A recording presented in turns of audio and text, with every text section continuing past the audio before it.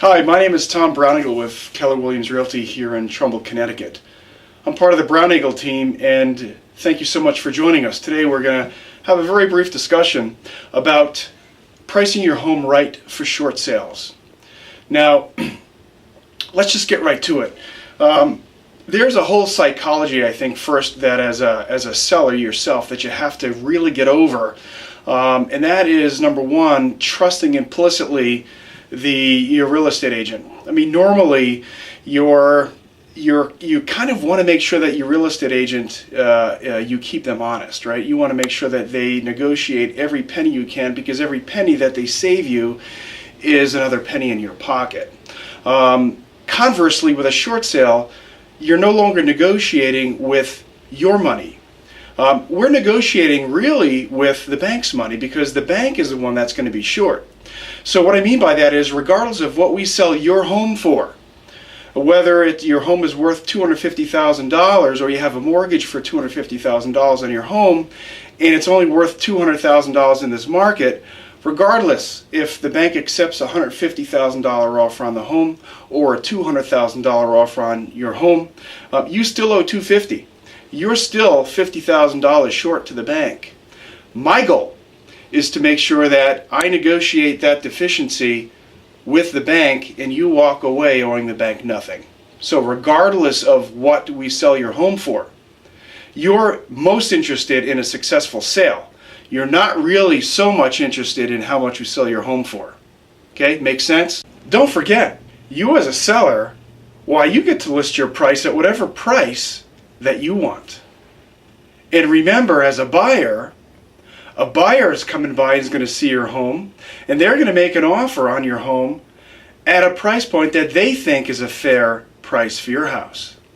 And my job is going to be to make sure that when we list your home, that we list your home at a price point that's going to attract buyers to come in and make offers. Okay? I mean, put yourself in the shoes of a buyer. If your home is artificially inflated, and your neighbor's house, which is in the same area, same general size, location, is listed for about 10% less than yours, all things being equal, you're a buyer, which home are you going to make an offer on? And it really does come down to the simple price point of the home that you listed for.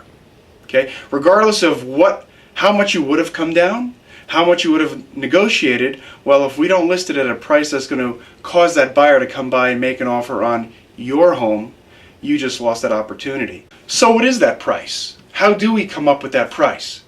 Well, really, there's two things that we can do, and as real estate agents, especially in the market like we're in right now, we get to look at homes that sold, and we get to look at what's currently on the market. Now, as a homeowner trying to sell your home, you have the opportunity right now to figure out whether we're going to follow in the footsteps of people who have demonstrated success, people who have listed their home on the market, found buyers and sold, or we get to look at homes that are on the market that represent other owners' dreams, that represent what they think that their home is worth, that really at the end of the day, they're the highest bidder on their home, because all the buyers that came by to see their home, they said no thank you. And again, I want to urge you to put out of your mind how much you think your home is worth. Because that doesn't matter. What you think your home is worth doesn't matter. How much you paid for your home 5 years ago, 10 years ago, doesn't matter. How much you owe on your home, what your current mortgage is, how much you put down on the house, how much money you invested into the house to fix it up, doesn't matter. The only thing that matters is what the value of other homes like yours are selling for in this market. And that's a job that you and your real estate agent should go through together. Now, the other thing to consider is that with a short sale, you're going to be working with a pool of buyers that is fairly empty right now in this market. Few buyers, a lot of inventory here in Fairfield County, Connecticut. And the thing specifically about short sales is that they've got a pretty bad rap here, right? Short sales are typically taking 2 to 3 times as long to close as a conventional sale is. It's not unheard of for a short sale today, depending on the bank, to take 5 or 6 months in order to close. Okay, now if you've got something to sell and you're trying to coordinate a sale on one side with a purchase on the other, you can see that that becomes nearly impossible. So buyers who are in the process of selling their home, they're looking at short sales. They're either going to have, if they like the house, they're going to have some other expenses. They're going to close on their home. They're going to have to move their furniture into storage. They may have to move in with a family member or stay at a hotel in order to make this deal work out. Okay? And so right off the bat, it's more difficult for a buyer to purchase a short sale than it is a conventional sale. And because of that, because we're working with even fewer buyers as a short sale, we want to make sure that the carrot is price.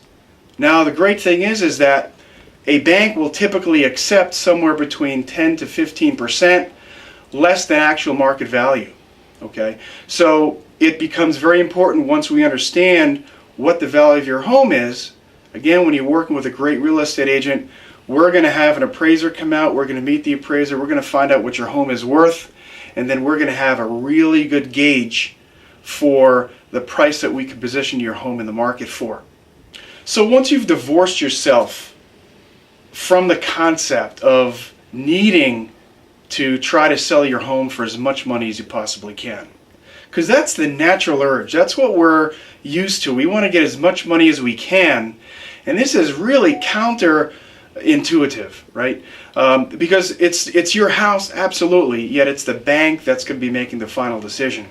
And what we want to do is find a buyer that was going to be making an offer on the home. We're going to want that offer to be as big as it can to give us the best chance of closing the deal on the other side. Okay, and that's where a great real estate agent comes in.